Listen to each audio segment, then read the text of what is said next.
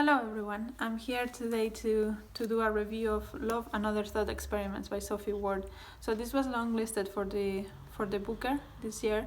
It didn't make it to the shortlist, but I still read it as part of the Booker Boy Book Club that Kieran organizes. I will link it down below. So what is this about? This book starts with Rachel and Elisa, who are a couple, and it follows their relationship and their decision to have a child or not, and how to go about that, and then other aspects of their lives that happen that I don't want to talk too much about because there are spoilers. And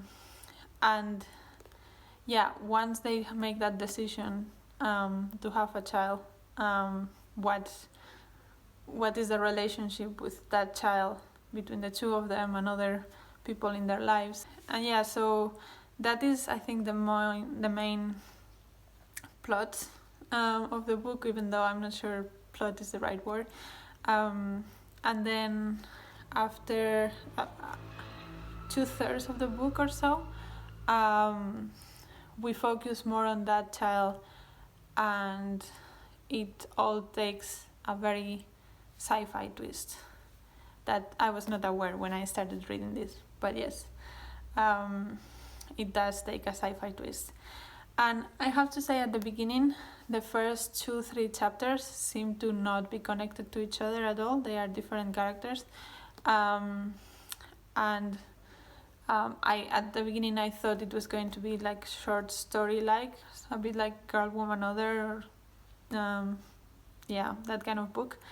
But no, it is connected at the end. So just, if you start reading this book and you think, oh, this is short stories, it's not.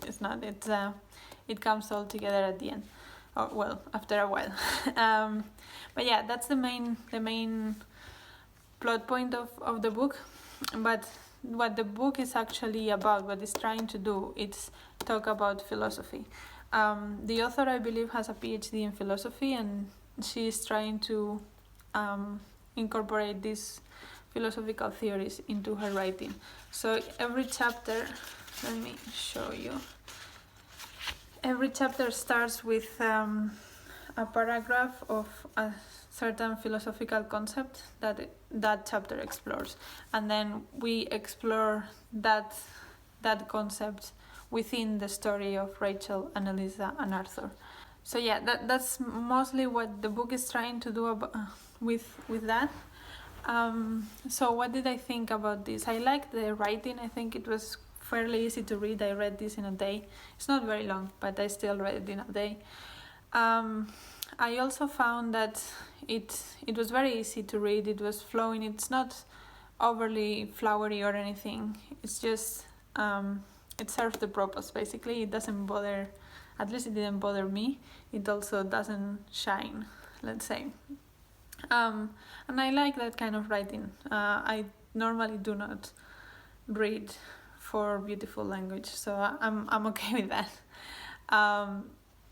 But then, so at the beginning, I was quite invested in the story of Rachel and Elisa. I really like the discussions to be had about having a child or not, and then when Arthur comes to be, what his life is with that different parental structure. I really like those discussions. So the first half or so, I was quite enjoying the book. But then I think that some of the chapters did not fit in the book, and that happened quite often. Like, she was trying to explore certain philosophical concepts, and for that she couldn't fit them within the story of Rachel and Elisa, so she instead introduced new characters or the sci-fi plot, because she could not explore those concepts within our current technology and our current world. And I think that did a disservice to the book, because it felt very purposeful, in the sense that the author had an idea of what she wanted to say, and it forced the story to go there, even though the story naturally did not go there. So I think that not very well done. I think that she was forcing too many things into this book.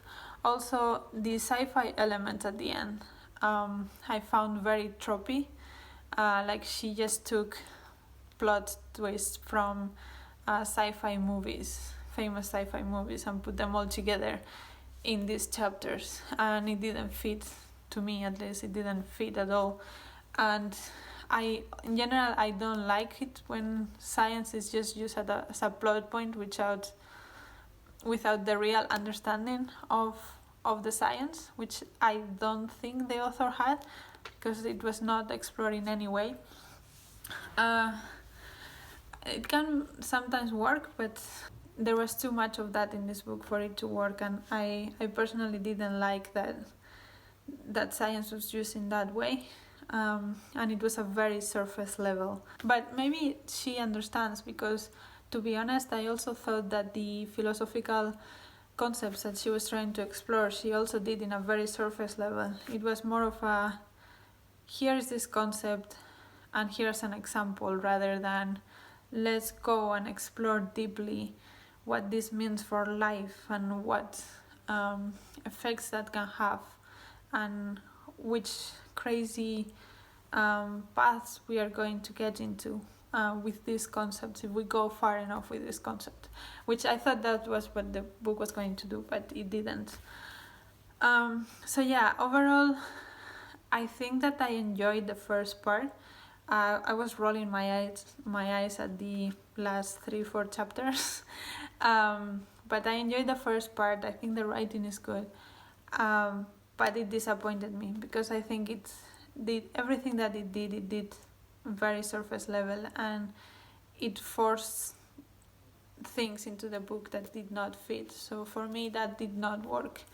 But yeah, I know there are a lot of people that really love this book, so maybe you will. I unfortunately was not one of them, although I can see why this can attract so many people, because it's trying to do different things. I personally don't think it was successful at what it was trying to do, but it did things differently, and I think that experimental, exploratory aspect of it can be very attractive. So yeah, I recognize that.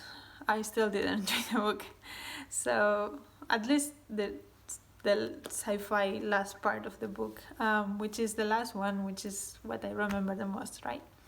So yeah, unfortunately that was a disappointment, but let me know if you have read it and what you thought. If you loved it, let me know why, and let me know if you think that what I'm saying is completely wrong.